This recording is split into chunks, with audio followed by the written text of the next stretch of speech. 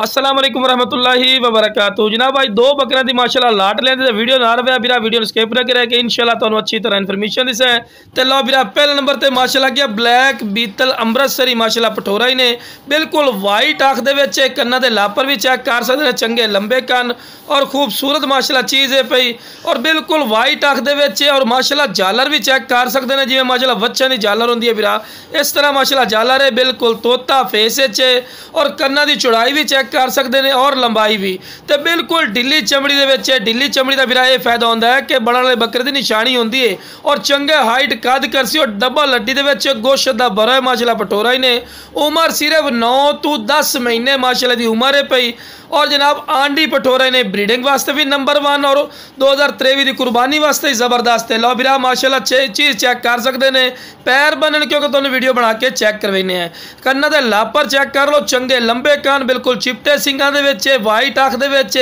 ते वेल ही चेक कर सकते हैं। आम इतनी पठोरा की वेल नहीं होंदी और इतना हाइट कद नहीं होंदा हालांकि जितने के हाइट कद दे विच खड़ा है जेडे बकरे उन्होंने बिरा 4 दंद हो जाते हैं 6 दंद हो जाते हैं लेकिन बिरा सिर्फ 9 to 10 महीने का बकरा ही ने और पशम भी वेख रहे हैं बिल्कुल चमकदार पशम दे विच ही ने और खूबसूरत और नायाब तोहफे ने टोर फेर के भी खा रहे हैं कि कोई लंगड़ा लूला नहीं सेहतमंद चीज़ है। तो लो बिरा इस तू बाद आ गए माशाल्लाह खट्टा मक्खी चीना मदरसा नस्ल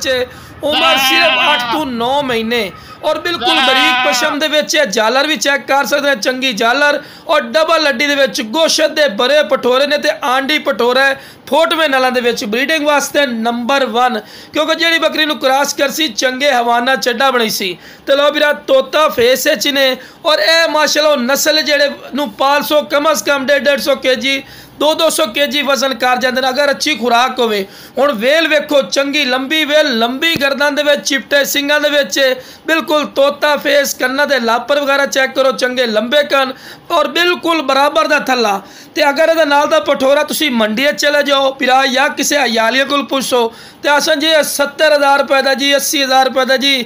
बड़े हैवी रेट कर सकते लेकिन बिरा अपना रेट नहीं होना इंशाअल्लाह अल्लाह दे फजल और करम नाल बिल्कुल जायज़ और मकूल राइट हो सी जेड़ा बिरा काल कर सी ते शौक रखना तो बिरा ये जो शौक रखो टैडे दोगली लमन चीज़ों का फायदा नहीं होता खूबसूरत चीज़ ने और इंशाअल्लाह अल्लाह खैर किते अगर जी ज़्यादा ना तुसी 4 to 5 महीने सांभ कर सो बिरा लखन बकरे जासन क्योंकि बनने वाली चीज़ की निशानदेही होती है हर पॉइंट तो चेक करवाया है। तो जिस बिरा चाहिए जनाब स्क्रीन का नंबर चलता पे रबता कर इंशाअल्लाह अल्लाह के फजल और करम नाल प्यार